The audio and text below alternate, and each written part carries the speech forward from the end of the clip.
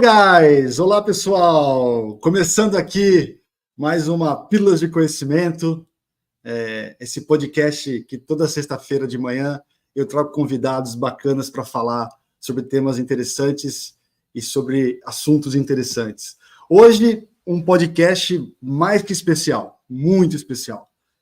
Acho que quem está me acompanhando aí nas redes sociais, eu estou hoje estou fazendo uma imersão na Universidade de Akron por 2 semanas e estou sendo uma experiência brilhante. E dos desafios que eu me coloquei para quando viesse para cá seria convidar algum professor para ter uma conversa no Pílulas de Conhecimento. E isso eu coloquei na minha cabeça e não é que está rolando. Então eu cheguei aqui, eu conheci um professor, o nome dele é o Rob Martin. Ele é uma pessoa genial como professor, tem muita experiência no ramo acadêmico, tem muita experiência no ramo empresarial, ele já fundou várias empresas e tem muita experiência para compartilhar com a gente, muita mesmo. Fico muito feliz de estar fazendo isso.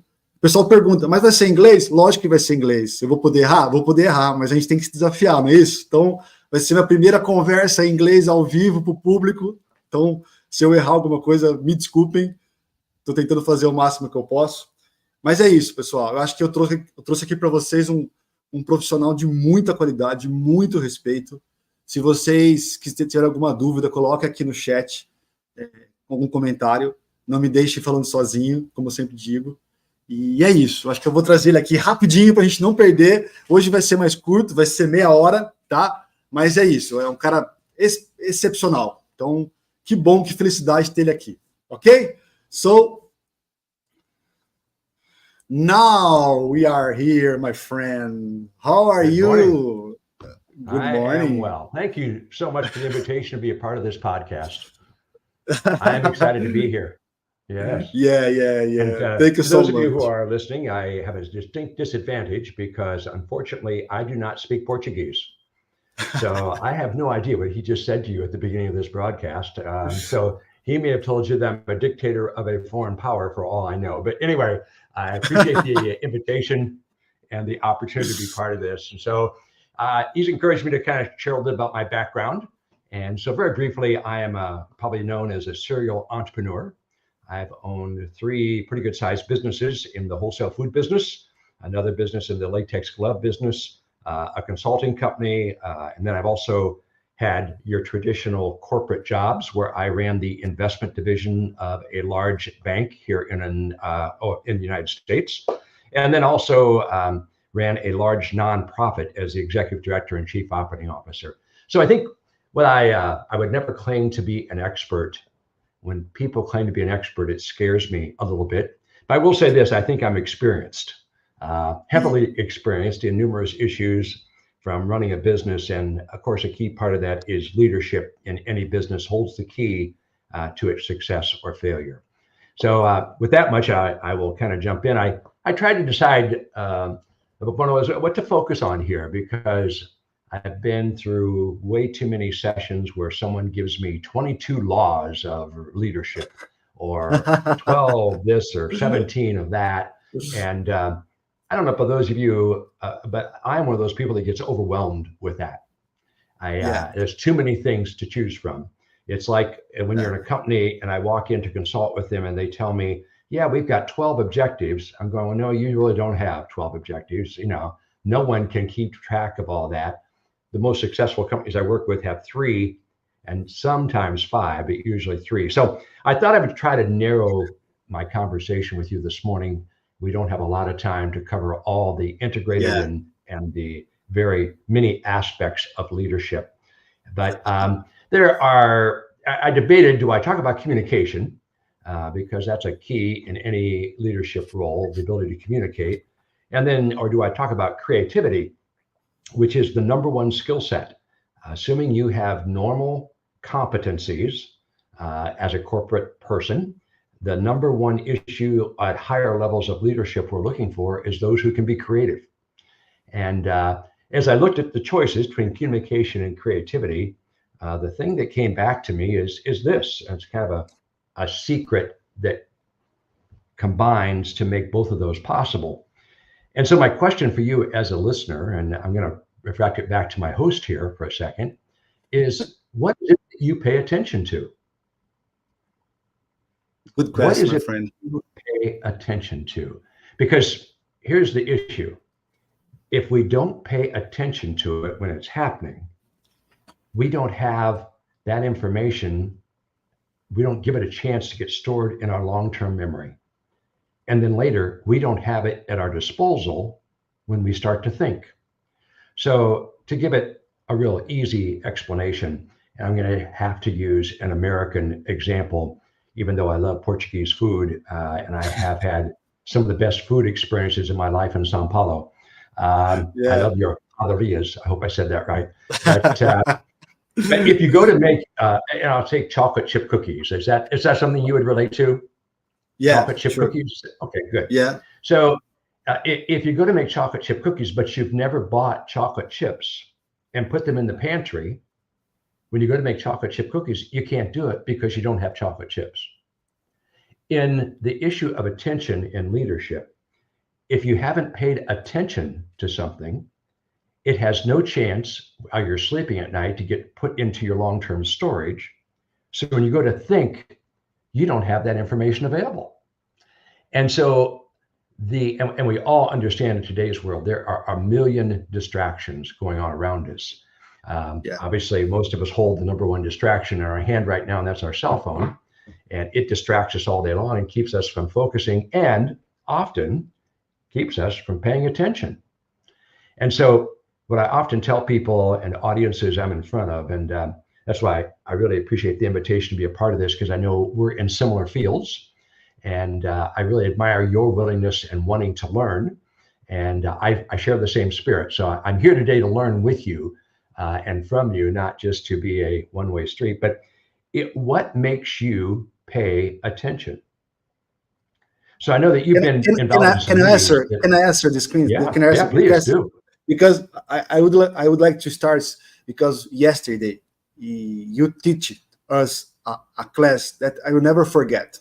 Because two things, not about the subject, because subject you can find in the internet, but the way you communication and the way you are so creative to teach, for me is for wonderful. So when you said two things, creativity and communication, I remember your class yesterday. So thank you so much for that class. I would like to do that for you. Well, so I'm gonna push you on that, and thank you. That means a lot to me to hear that, especially from someone who has your competencies and capabilities in this arena. Yeah. But what made you pay attention to it? So I got some feedback from people who were in that session, the same session you were in, and during that time I had people graph out something humanly. So I have them move to where they belong on the graph. But while I was doing it, I got up and stood on a table because I wanted them to hear me and to see me.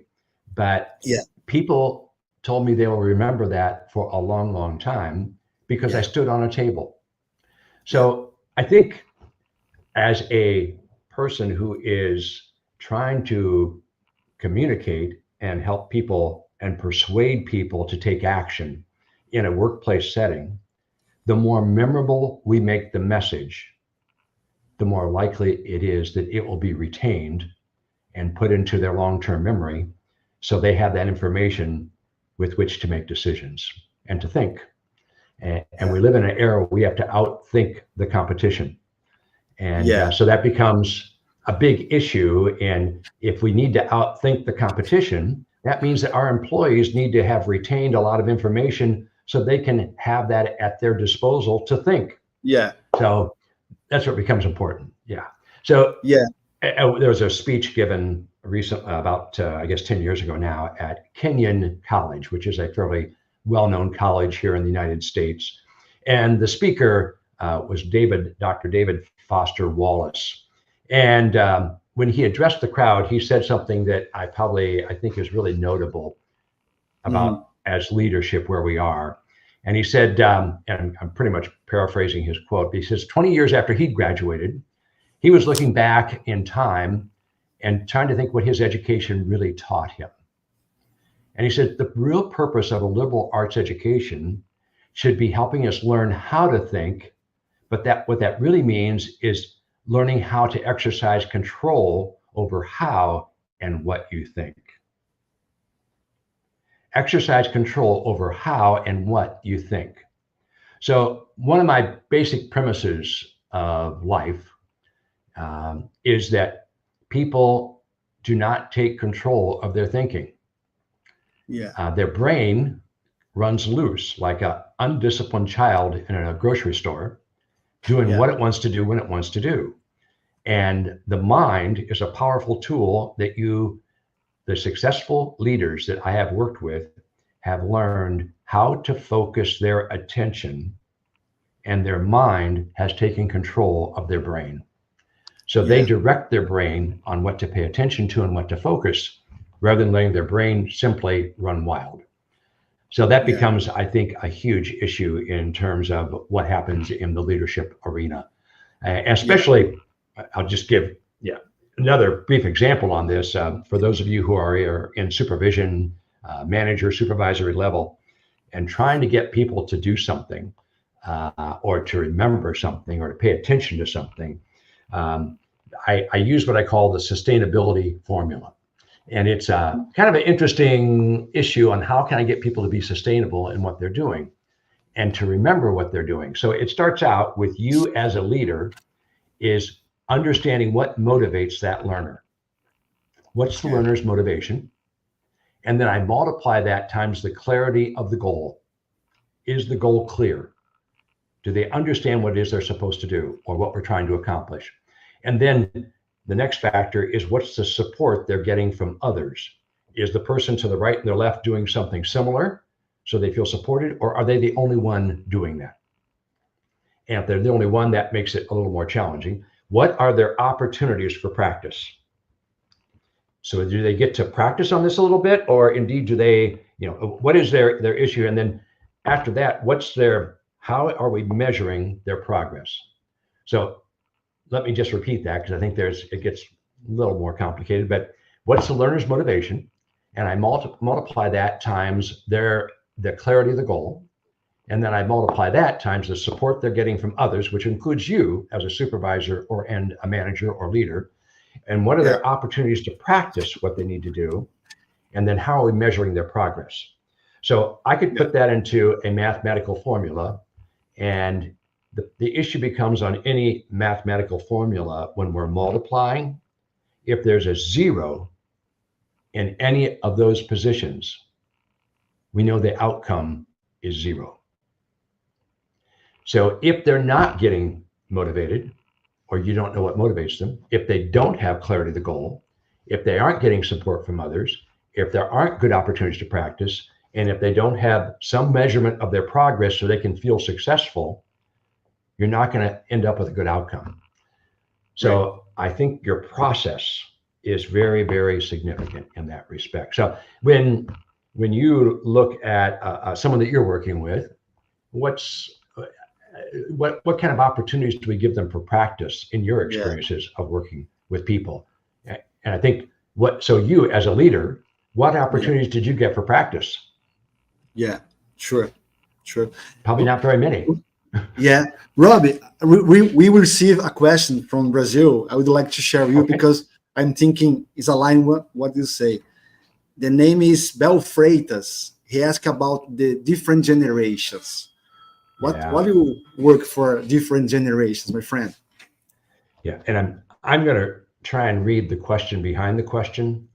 I'm guessing this person is younger and is a supervisor over an older generation. Now and I think I recognize the friendly face there, but so I'll answer both questions here. I think the surface question is, yes, there are some generational differences. There is no doubt.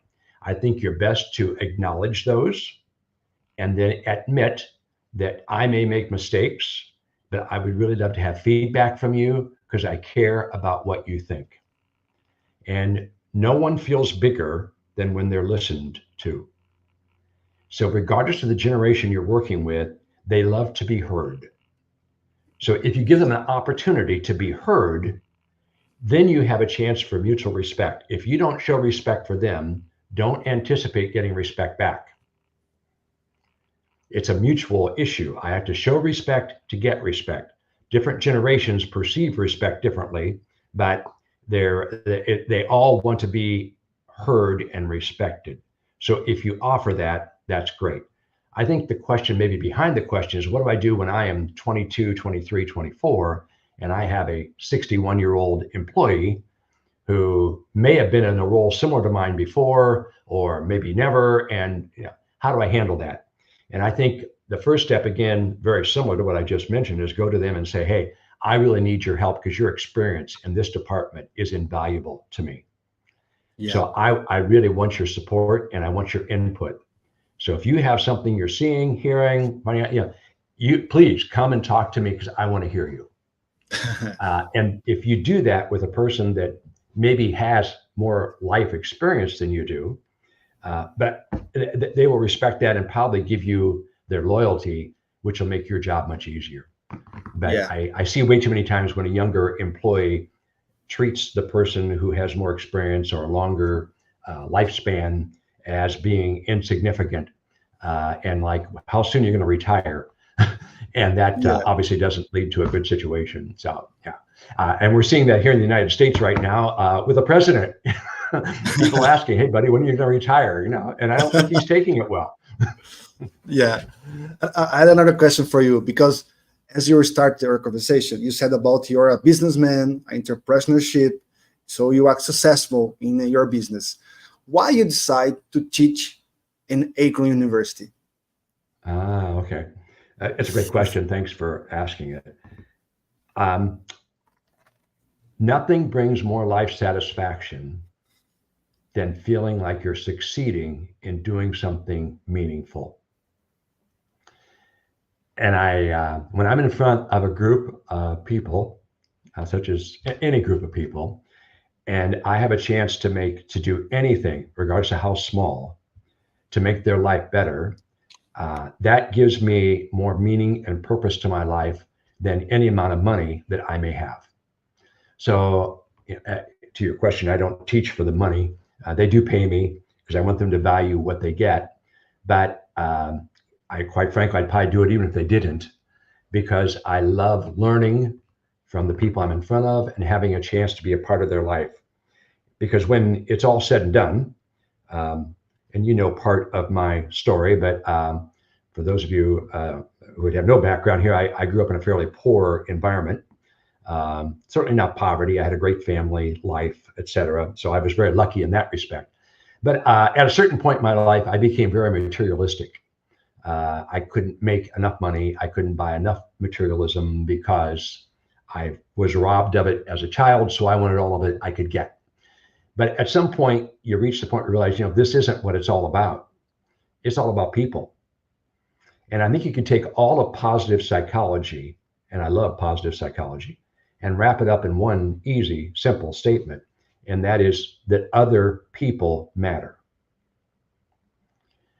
And so being a chance to be involved with students, regardless of their age, whether they're 17 or 71, I really love that interaction and the chance to have some impact on them that can make their future a better future. Yeah. Great. That's great. Appreciate the question. Thank you. Yeah, I remember yesterday you talk about that, and you use that's phrase. I'm here because I care. To use I am here because I want. It's different, but I care want. So that's wonderful. Because you use care, not want. Well, thank you. That's very meaningful for me to hear you say that, and from someone of your capabilities, that means more than you can imagine. I think the important thing in leadership that we have to learn, and I had to learn it the hard way early in my career, is that there's this interesting balance between strength and warmth. And I've met some strong leaders who have no warmth and they're not respected. Perfect. And what you need to learn in leadership, and I need to remember and learn in leadership, is that people will never respect your competency until they experience your warmth. Yeah. Once they feel your warmth, that you care about them and that you want to be helpful, then they will listen to your competency and your strength and your wisdom. But if they don't feel your warmth, it's not going to happen. I have three times in the last 3 years, I've had this experience of a person I'm coaching, that they are very, very smart, brilliant, no doubt, but they were so objectively cold to everyone that no one wanted to respect their wisdom. And their attitude was towards other people, and I'm quoting them, "You can't fix stupid." I think we probably all heard that phrase once or twice before. And but after 2 years, this person finally realized what I was trying to communicate to them, that they needed to show some warmth. And they had been overlooked for promotion 2 or 3 times. And finally, it got through their head. And they started really interacting with people in a real way. And their career completely changed. It took off because all of a sudden, people were willing to listen to them because they felt their warmth. So if you're on listening today, I know you have a large audience, some in maybe from the Latin American International Opportunity for Business, visiting the great city of Akron and the University of Akron through the LIOBI program, or maybe you're in a role in Greater Brazil or anywhere in South America. I would just encourage you to make sure people feel your warmth. Perfect. And once they feel your warmth and they know that you care, the door opens to say almost anything to them that needs to be said. So if I know you really care about me, I will take your hard message and I will listen to it and take action on it. If I don't think you care about me, your hard message, you have to say something hard to me, it probably isn't going to be fully absorbed, or nor will I probably take action on it. Perfect. Bel So Freitas would like to thank Rob for their Always on Pills of Lindo. The people said. Another guy, congratulations on the interview with Rod Martin. Thiago, is not an interview. It's like a discussion. It's like a talk. You know? So, Martin, well, one question for you. Sure. Yesterday, we talked about leaders. Could you give for us an example when one leader that you like and why you choose it, her or him? Yes, I can. I can think of 2. On a national level was Ronald Reagan, who I think was one of the best communicators of all time. You put him in front of a camera and he came to life, and he was very persuasive to the American people. And so I call it persuasion, and I'll be working with a group here in Akron next week, and we'll be touching on persuasion and what a powerful tool it can be. But the other one is a guy named Frank Payne. And he was a guy that I worked very closely with at the Perry nuclear power plant. And he had an ability to be warm and friendly, and he had the perfect balance of being able to say what needed to be said very directly. So if someone did not perform up to their ability on something and it didn't go well, Frank was the type that could say, "Hey, listen, you are a great value to this organization and I love you, but you screwed that up royally yesterday. Now, what are we going to do about it?" And he would make them lay out a plan of action, and he'd hold them accountable to getting the whatever went wrong to make sure it got corrected. And that's that, we call it in today's world, radical candor is the term we use for that. I can be unbelievably direct and to the point with you if you know that I really care about you. And so it's huge. So can I put to work here a very common practice that we use? Is that okay with you? Yeah, sure. How much time do we have left? 5 minutes, maybe then, maybe 10. Okay, 10 minutes, okay? 10 minutes. So let's use what we call the after action review, which is a fairly common military practice. And I use it in businesses all the time. So we're going to do this with you to make this a little more dialogue, more like a dialogue. And I apologize, I didn't plan to speak as much as I did. But so here's on our podcast today, most wonderful host, what did we set out to do? What was the goal of our podcast today? Oh my God. is to share knowledge along that. Great. I love it. Serve Yeah, knowledge. What actually today, happened? Yeah. Did we actually do that? yeah, because when I say share, because I decided to do this episode with you because for me, as a challenge to talk in English for a professional. So when I think in his podcast now, I think it's challenge, but the motivation is to share knowledge. And Okay. I am a lucky guy. You know why? Because I found a right person to be here.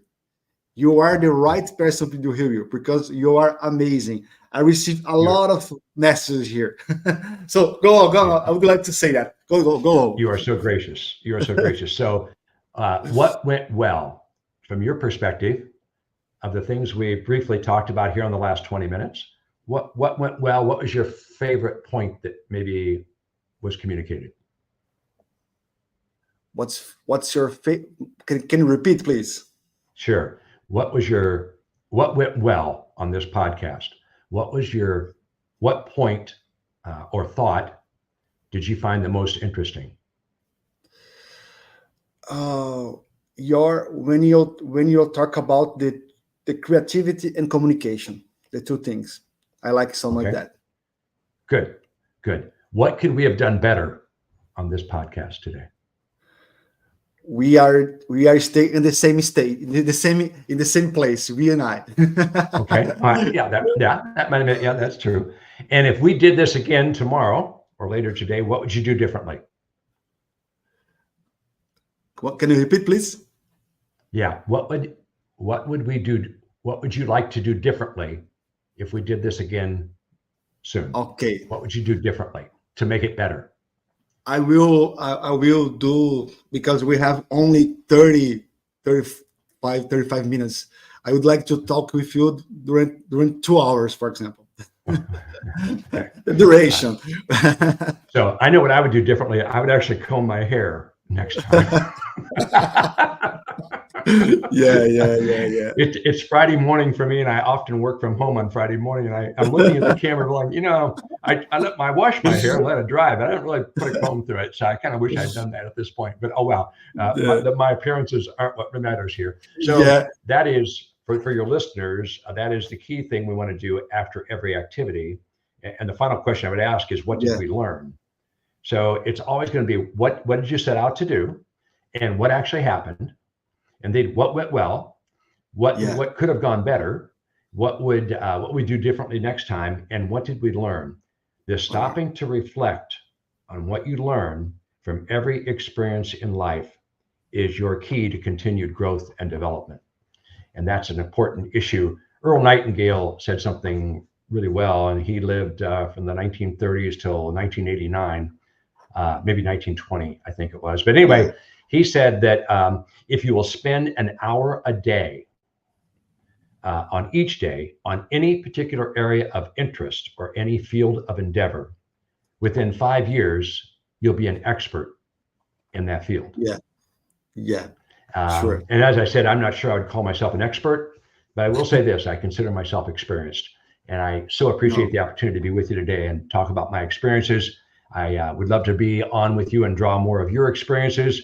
And I wish we get all of our listeners to share some of their experiences as well. I have last questions. Can I do that? Okay, sure. How can I become a leader that people loves? Yeah, thanks. It's a great question. For you, you just need to be yourself because you're so lovable already. Thank you for that. But I think for most people, it's increasing their level of self-awareness to be aware of how other people feel when they are around them, and to constantly be collecting data about themselves and reflecting on it and learning from it and making adjustments.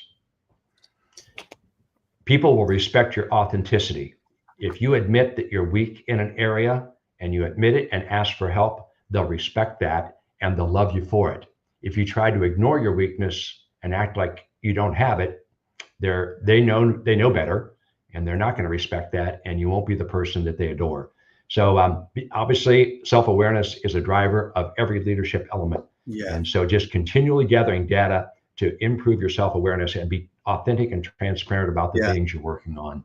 Yeah, that would be a part of it.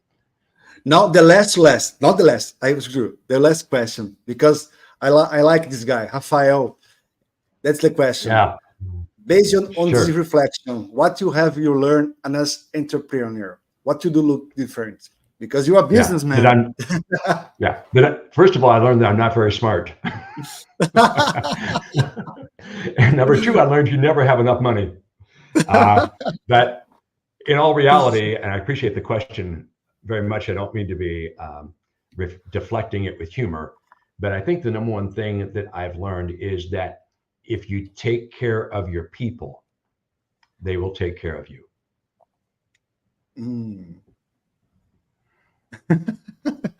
Okay, that's it. That's it. Rob, I would like to thank you. That's for me, it's a dream. That's a dream that's realized. When I talk to you, when I start to thinking to be here at Akron, I challenge myself. Oh, if I can do it, an episode for the podcast with a teacher. And I'm a lucky guy because you are a right guy to be here. I say so. Say thank you. You are amazing. You are wonderful. And do you have some? Do you like to share one thing to another guys, to another listeners, to close it? Yes. What is the purpose of your brain? I'm going to leave that question with you. I have an answer. I'm going to leave it as an open question, because if I leave it as an open question, you'll think on it much harder than if I give you the answer. So that's my challenge for you. What is the purpose of your brain? Why did God give you a brain? That's my question for you. And what is the purpose of it since you have it? And we'll be answering that question in some sessions next week here in Akron, Ohio, from beautiful downtown Akron, Ohio, the very pinnacle of Summit County, with a panoramic view of the great countryside right outside our windows. This is the very center of the universe, my friend. If you're not in Akron, you're missing the action. So especially when you put Akron with Liobe people, we have got it all. It is all together right here in one place. Great. Thank you, Martin. I will see you tomorrow. I will look forward to it. Thanks so much. Bye. Bye-bye. Thanks, everyone. Thanks for listening.